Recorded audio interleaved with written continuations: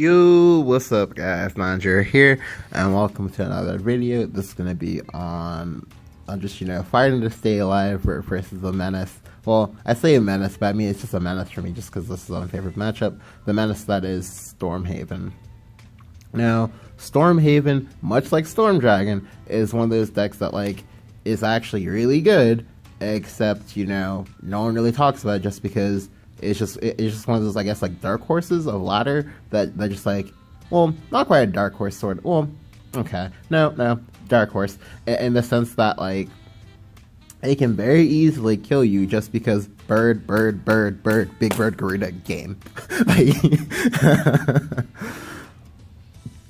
And just because stuff like Pinion Prayer, Beast Call Aria, Dark John, and stuff like that, it's just a lot to deal with all at once just because Haven creatures, well, at least the ones that have Storm, are almost one of the best ones that have Storm, just because sure, you take a tempo loss to do it, however your opponent can't interact with the creature whatsoever until it actually comes out. The only interaction they get is maybe playing wards, but wards aren't actually that commonplace in most decks just because there aren't many good wards that just do amazing things for good reason. Anyway, so onto the game itself. So I tossed back the Blazing Breath because I wasn't expecting him to be Stormhaven. I honestly thought he was gonna be Aegis Haven, and Blazing Breath is pretty shitty versus Haven. I do get it back. I did get the Summoner. I kept the Summoner just because the Summoner can fetch me ramp, basically. Can fetch me a second copy of Sybil, and that'll be really nice. But then when he plays the Pinion Prayer, I'm like, shit, it's Stormhaven. This is bad. So I'm already gonna be taking 2 damage from the Pinion Prayer. And here, instead of ramping, I go ahead and I develop the Dragon Summoner. The reason why I developed the Dragon Summoner is because that's not good. Yeah, is because the Dragon Summoner trades him perfectly into what he's doing right now. He's gonna get a 2-1, but then it's gonna die to my 1-2. Additionally, on top of that, if I pull Ayala, then there's gonna be in a pretty awkward position because what he might want to do is he might want to play Black Inscription in order to preserve his 2-1, and that'd be really good. Except suddenly I have an Ayala that'll let me get to ramp. Now again, this is an unfavored matchup, so you gotta try to play as non-greedy as humanly possible. So.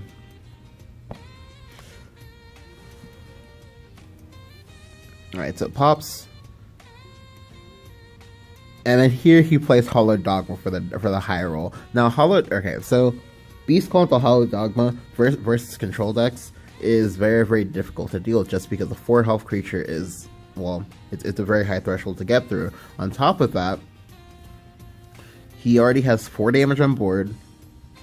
I'm already gonna be taking 4 damage this turn. And then luckily I'm going second, but if I was going first, that would have been very, very scary. Just because if I don't deal the Tiger now, I'm gonna take 6 damage from it next turn. But yeah, safe to say I'm not in the best of spots because he also pairs out another Pinion Prayer. So he's gonna get face here. Just because there's no point in him trading it. If he trades, he loses. Oops, sorry, I forgot I was paused.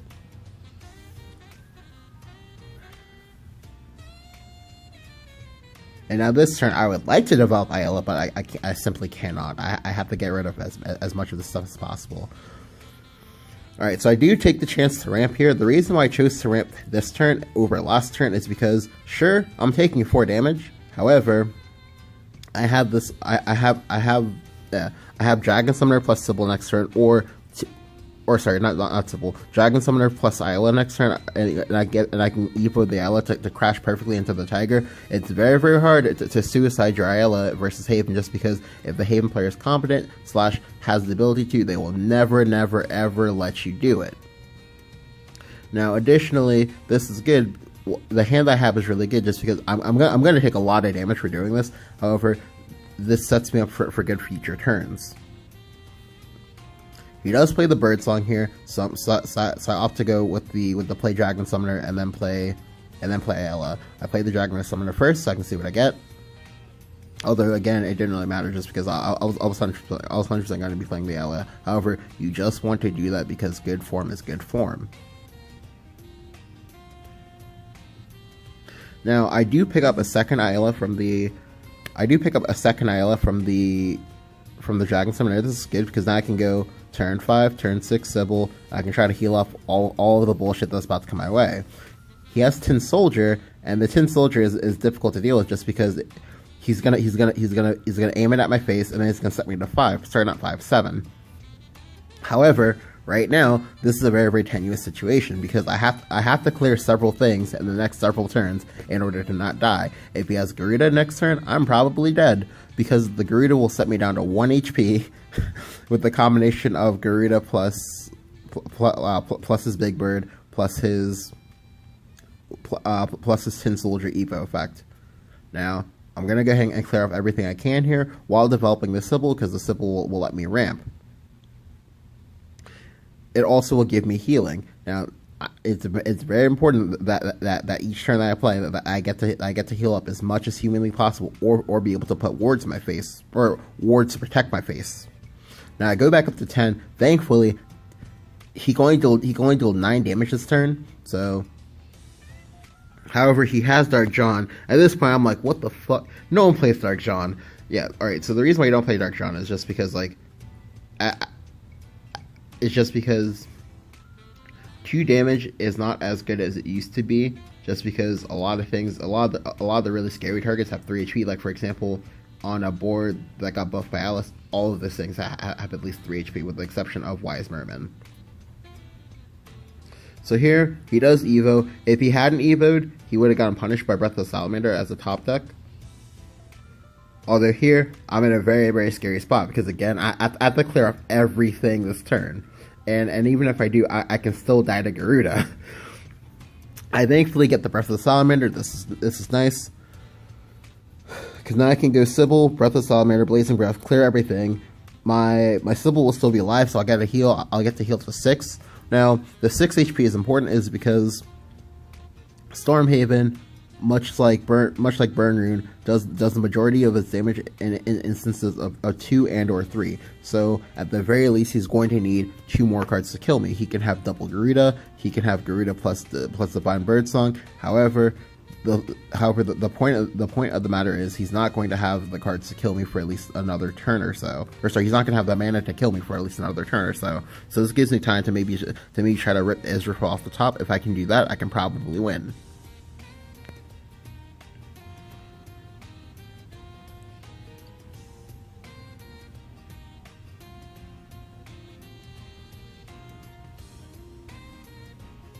So I go ahead, I get the clear, and then I get the heal.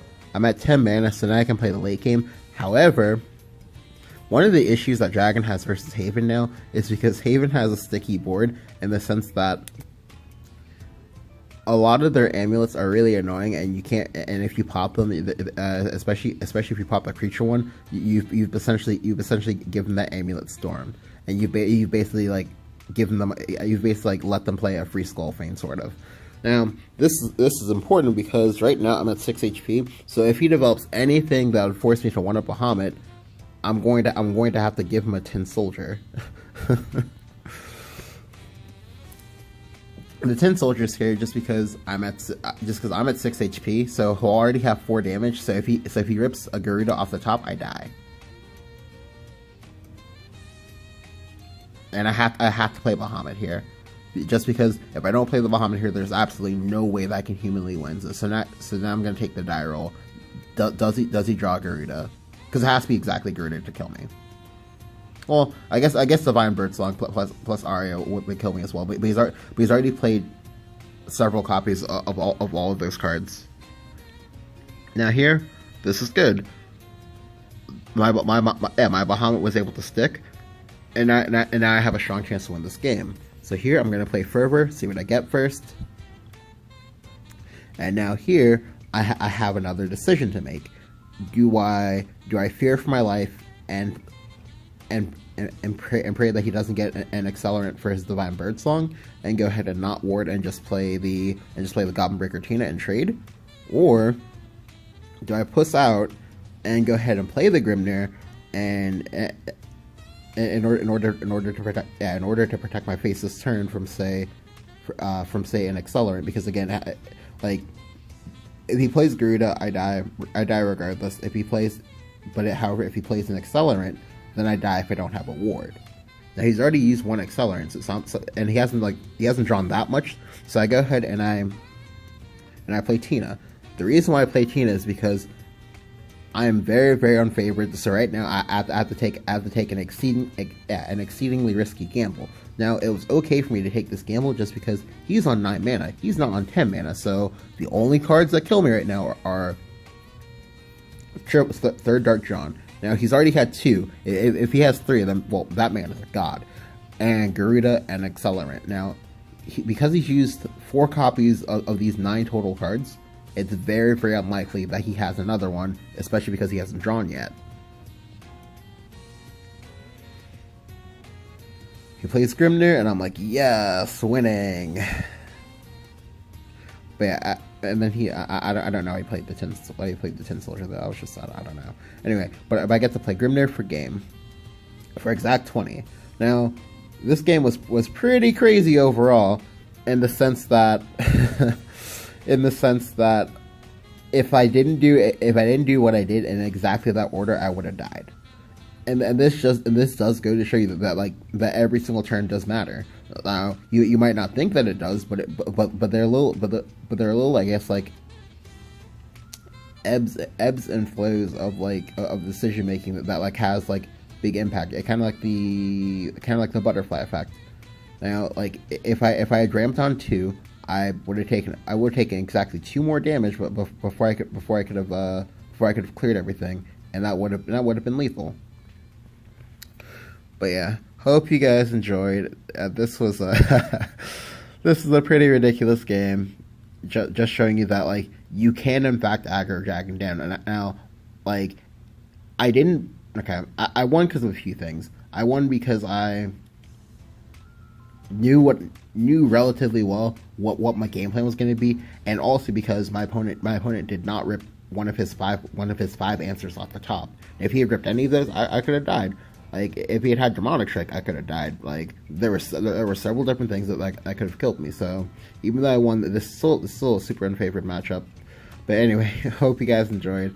Sorry this was a kind of random video. I just wanted to show you guys, just because like I was sweating bullets. Oh my god.